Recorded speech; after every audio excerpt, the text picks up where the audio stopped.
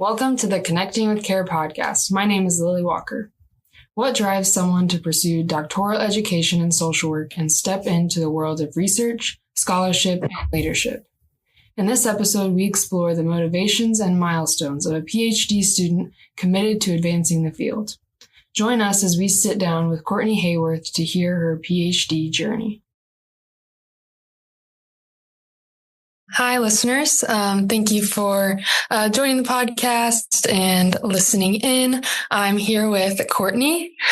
She's a PhD student, and we just love to hear more from her about her experience, and just going to ask her a few questions. So, Courtney, just to kind of kick us off, would you mind introducing yourself and saying a little bit about how you got to Baylor and where you're from? Yeah. So I'm Courtney Haworth.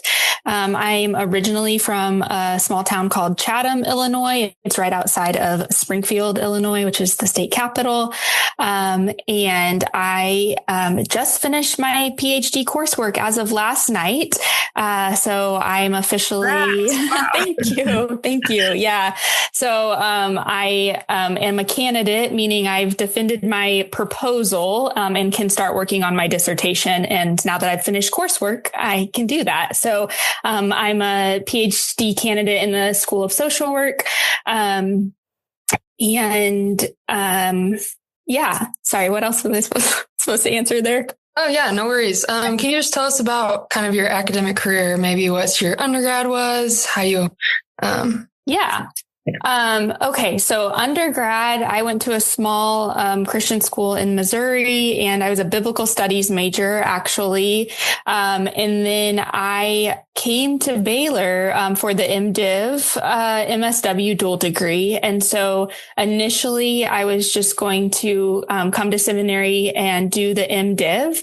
And I had a few professors in undergrad who kind of encouraged me to explore the possibility of also doing the MSW. And at the time, I did not know anything about social work. I did not know anything about MSWs or BSWs for that matter. I didn't know anything about really the profession as a whole. But I pursued it and applied and was accepted. And that was what brought me to Baylor initially in 2016. Yeah. Wow, that's great. And then could you get into a little bit of like what your research experience is and what you're focusing on? Yeah. So I currently serve as a senior research associate. That's my day job, is senior research associate at the Baylor Collaborative on Hunger and Poverty. And so we're an anti-hunger, anti-poverty organization housed within Baylor University. And so I have the unique opportunity to do research kind of daily for my job. But within my dissertation work, my research really focuses on the intersection of faith, politics, and food security. And so kind of exploring the overlap between kind of what people think about food security and hunger based on their political or religious affiliations and beliefs, communities and things like that. And then also looking at the data specifically of the overlap between certain religious affiliations with higher rates or lower rates of hunger and food security. Wow, that's super interesting. Okay, well, thanks for sharing about that. I'm gonna kind of switch gears and just get into some get to know you as a person type of questions. So if you had to use one word to describe where you're living, what would that word be? Currently, the word would be snowy. We got 10 inches of snow last week, so it's still on the ground here. Oh my goodness. We're in Texas, so it's like 50 and everyone's like in their winter coats freaking out. Oh, amazing. Wow. All right. So if you had to say what your go-to drink order is at your favorite local coffee shop or tea houses, what would you say? So I am not very loyal to any specific drink. I go with whatever the like festive seasonal drink is. I was actually just in Waco this past week, and when I went to Dichotomy, I got the like Grinch pistachio latte matcha thing they had. I like the fun seasonal drinks that are available. Those are great. That is awesome. Okay. Well, thanks for sharing about that. Let's get a little bit more personal into kind of your journey. I know you talked a little bit about it earlier of like, you were originally coming for your M.Div, and then ended up kind of going the social work route. So I'd love to hear more about that and more about what, brought you to Baylor specifically. Yeah. So when I was an undergrad, as I mentioned, I was a biblical studies major. I was looking at seminaries. And I actually, I did come from a Southern Baptist undergrad. And so a lot of the folks that I was graduating with were headed towards Southern Baptist seminaries. And as a woman who was pursuing an M.Div, I was really looking for a school that was supportive of women in ministry, that was supportive of the calls of various people, regardless of gender. And so I had a professor in undergrad who encouraged me to look at Truett Seminary. And I came down for a visit almost exactly 10 years ago, and just really had a wonderful experience with the professors, with the students I got to interact with. I loved that Baylor was, a Christian university. So this intersection of faith and higher education, and how do we, pursue this, this calling into the academic world, but also engaging our faith in that. And then when I kind of transitioned from Truett into the School of Social Work, just found an even deeper connection with that integration of faith and practice. And so obviously that's something that's really unique to Baylor School of Social Work, is having that emphasis, that 10th competency on the integration of faith and practice. But that was something that really drew me in, and just realizing how in line my beliefs from my faith perspective were with the profession of social work, the ethics of the profession, and kind of this, fight for justice and bringing justice in these systems and individuals, on all levels. So social work, I would say I kind of stumbled into social work, and now I'm social work's biggest fan. Yeah, that's beautifully said. If you had to say how you've grown personally and professionally through your time at the Garland School specifically, what would you say? Yeah. Wow. I've grown a lot. I mean, when I came into the School of Social Work, like I said, I truly knew very little. We had, at the time, there was an introduction to social work course that you took as like an intensive before the actual semester started. And I was really fortunate to have Carrie Fisher as my professor for that course. And it was definitely like drinking from a fire hose. But that course really opened my eyes to, the history of social work, kind of the why behind social work. And even in that class was kind of when I started to begin to grow. I think that's like where the seeds, might be planted if we're talking metaphorically, but thinking through why this profession exists, and why it continues to exist, and why it thrives, and why people want to be social workers at all levels of the profession. And so coming in, I was really unsure what I wanted to do, unsure what I might do after graduation, and just really growing through the class discussions that we got to have during my MSW specifically, and now in the PhD. I mean, each week just getting to hear from my colleagues, from the professors, from guest lecturers or guest speakers who come in, and really growing in my understanding of how change happens and what role social workers can have in that change process.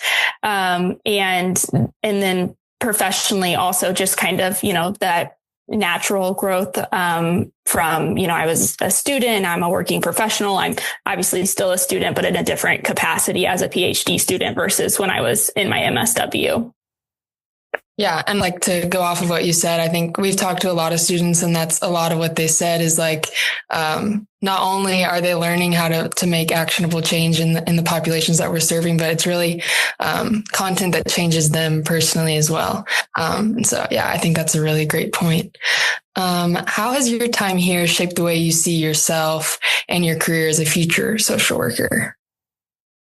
Yeah, that's a really good question. I will answer the second half first, actually. So, initially, when I was an MSW student, I actually was a clinical social work student. So I did the clinical specialization and I did the mental and physical health concentration at the time. That was the option.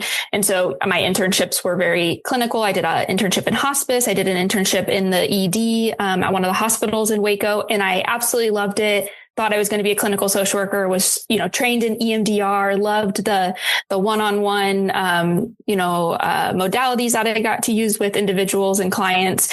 And then I graduated my MSW in 2020. So we were the first cohort to be, we left on spring break. We never came back, and gathered together ever again as a MSW cohort. And so, that shifted my career trajectory as well. Just at the time, I was very uncertain about what to do then in the clinical route, and a research assistant job opened up. And thankfully, social work has so many transferable skills and a wide range of skills that are taught to the students. And so I was qualified for the job and I was hired, and I've evolved and been promoted and grown in that role, but I'm still in that same, capacity in that organization. And so, the having the MSW was a gift, because although I was on the clinical track, because of the way that the MSW is framed and the way social work trains their students as professionals, I was able and qualified for a role with research and evaluation as well. And that's kind of what I've fallen in love with now, which is also kind of what motivated me to pursue my PhD, was just that love for the academic side of things, the research and evaluation side of things. I get a little bit of policy work in my job. And so that more macro social work practice that I really only was able to dabble in a little bit during my MSW. And then the ways it shaped the way I see myself, I would say the School of Social Work at Baylor, just the professors at the Garland School really encourage students to not only learn the material, but to engage with the material, right, in a personal way as well. So not just thinking through, what does the code of ethics say about this, or what does NASW have to say about this, but really also how does this intersect with who you are, with your own experiences, with your, beliefs, and if there's conflict, let's talk through that. Let's rumble with that. Right. But also, if this is congruent with your beliefs and who you are, and you're working through that, then how do you then apply this in a professional setting? Right. And so I think just growing in the confidence that, social work really did align with my values already, and then kind of just growing in that. But then also, this idea that when you finish, when you can be so certain that when you finish your MSW or your PhD, whatever you're getting, BSW even probably too, at the Garland School, you are going to be well equipped. You're going to be well trained. You're going to be well educated. And you have a really supportive team in your corner. And so, even if you, need something when you're in your first job, or after you've graduated and you're looking for jobs, or you're in your third job or something, you can always go back to. And I think I learned that as well, as I'm not alone in this social work journey and career journey, but I do have a really supportive team of folks from the Garland School who are still to this day in my corner. Yeah, that's great. That's great to hear as someone that's about to graduate. Yeah. All right. So now to kind of shift gears and get a little bit more specific about what your program looks like. Would you mind describing what a typical week looks like for you in the PhD program? Yes. So the PhD program at the Garland School is designed for people who are working full time. And so it is different from other PhD programs in that you do not have to quit your job to become a full-time PhD student with the Garland School. So they specifically have crafted this program with folks who are already working full-time in mind as the primary audience. So there are, of course, exceptions to that. Some folks still are full-time students and aren't working separately. Some people work part-time. Some people have more than one job. It just is it's variable in that, but it's designed for people who are working full-time. And so the typical week, we have classes every Monday and Thursday night from 6 to 9 p.m. Central Time. And so those are live synchronous classes on Zoom. And so every week you get to wherever you're having your class and you turn on your camera and you're there, present with your cohort and your professor, 2 days a week. And you have one class on Monday and a separate class on Thursdays. And, the rest of the week, looks like, working, my job and taking care of my kids and, being a partner to my husband. And in addition to that, reading for my assignments, completing assignments, writing papers.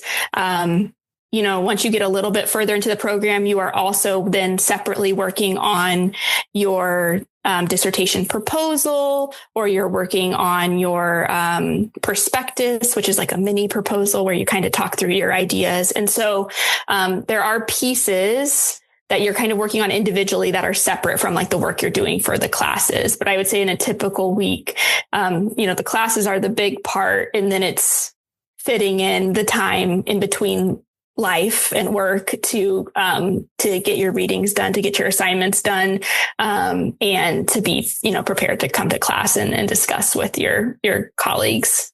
Yeah. So I'm hearing like, it's like you're able to work through it with the schedule, but it is like busy and trying to fit in time, just kind of. Yes. Yeah. So in that, how would you say you balance your coursework with your life outside of school? Oh gosh. I would say sometimes I don't balance it very well, but now that we've made it through coursework, it feels, hindsight's 2020. So, I would say most of the time I was able to balance it because I have an incredibly supportive husband who took on bedtimes with our 2 preschool age children the last 2.5 years. Every Monday and Thursday, he did solo bedtimes with them while I was in class, and dinners with them on his own as well. And so that is largely how I was able to get through the program. But I would say also the professors were a big part of how we were able to balance it, because they are so keenly aware that we are more than just students in this program, right? We are obviously aspiring, social work PhD students, of course, but also we are human beings with jobs and life outside of school. And so the professor's willingness to not only acknowledge that, but take that into consideration when they're thinking about things like our assignments and our due dates and things like that is truly invaluable. And then, the other way is my cohort, shout out to C6, cohort 6, but just the camaraderie and the friendship that we have as a cohort was really one way to also do that. We would hop on Zoom calls outside of class and be like, okay, what's due this week? Or how's everyone getting this done? Or, has anyone started this assignment yet? And what do we need to think about? Or how much time did it take you? And things like that really do go a long way, because then kind of how much time to block out for that assignment, or if it's not going to be actually as big of a chunk of time as you thought, or something like that.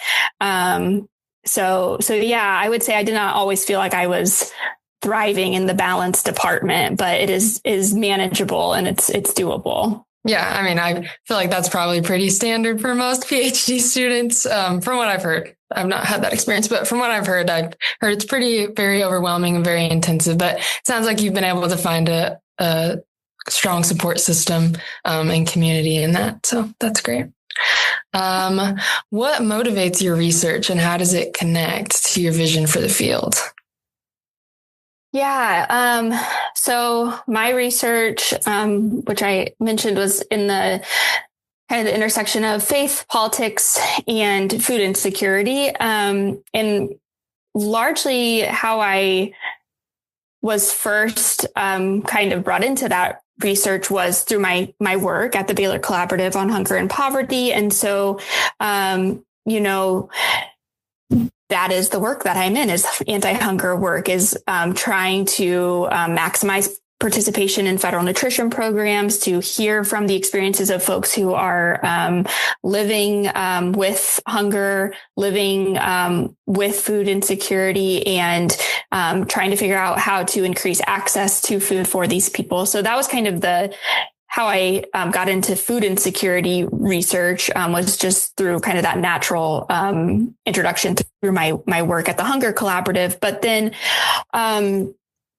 with the intersection of the faith and the politics. So what motivates me to do this research is my faith. I practice a Christian faith, and I believe firmly that the life and teachings of Christ call people who are people of Christian faith to care about these issues of things like hunger and poverty, and not just to care, but to do something, right? You think of Jesus' words in Matthew 25, when did we see you hungry? And he's like, what you did for the least of these, or what you didn't do for the least of these, you did or did not do for me, right? I was hungry and you fed me, or you didn't, right? So there's kind of this two options. You do it or you don't. And I think that's what really motivates me on a personal level to care about alleviating hunger and improving food security, is a drive directly from the life and teachings of Christ because of my faith, but also motivates me to keep going in this work is because it's becoming more and more of a prevalent and prominent issue in our country. We just came out of the largest government shutdown where SNAP benefits were paused. SNAP is the single most effective federal nutrition program for improving food security. And so when those benefits are paused, folks don't know what to do or where to go to access food that they usually can access with those little bit of benefits they get each month. And so with that being, major headlines, and you've got churches, some of which saying it's not our job, it's the government's job, and the government saying not our job, it's someone else's job, right? And you've got this tension. And so I've really been motivated to kind of explore, why it is that Christians especially, or people of faith in general, would not be more compelled or feel more obligated to care about this issue, or care about their neighbors who are hungry. And then also thinking through just the political climate we are living through and currently in, and thinking through, well, even if someone's Christian faith compels them, does their religious affiliation kind of override what their faith tradition would have them do? And is that why there's a disconnect between caring about feeding your neighbor versus, letting someone quote unquote, pull themselves up by their bootstraps. Right. And so, that's kind of what motivated me initially, and then kind of keeps me in the work, is it's really relevant. And it's, at this point in time, becoming more and more, prominent, and, something has to be done. So hoping my research can fill some of those gaps. Yeah. And that's really inspiring to hear kind of your personal relationship, and then your ability to study and move forward in this. It's very much needed work. So I'm inspired to hear your story. Thanks for sharing about that. Okay. And then kind of to wrap up this section, why do you think getting a PhD is necessary for your work to continue? Yeah, that's a great question. So I would say, in social work, in social work, an MSW is a terminal degree. So you are, can be a full operating social worker in the profession with an MSW. And if you are going to pursue education further than that within the field of social work, you have two options: a DSW, Doctor of Social Work, and a PhD. at Baylor. The PhD is the option that we have. There are other schools and other programs that offer DSWs as well as PhDs. But for me, being kind of finding myself in a research role and job after graduation, the PhD was more of the natural fit for me. I'm not in clinical practice. I'm not in direct service practice right now. And so the PhD was the more natural fit. And ultimately, I mean, I would love to contribute to the social work profession through education, through teaching, through being a professor. And so we'll see. I kind of say what the job market looks like when I'm ready to graduate. But ultimately, a PhD was part of that process too, is getting to start my own research as an academic professional and getting to learn the skills of not only research, which you do gain through the PhD program, and not only things like statistics and qualitative research, but specifically with the PhD at Baylor, you also get teaching experience. So I'm wrapping up my first class as a professor this semester.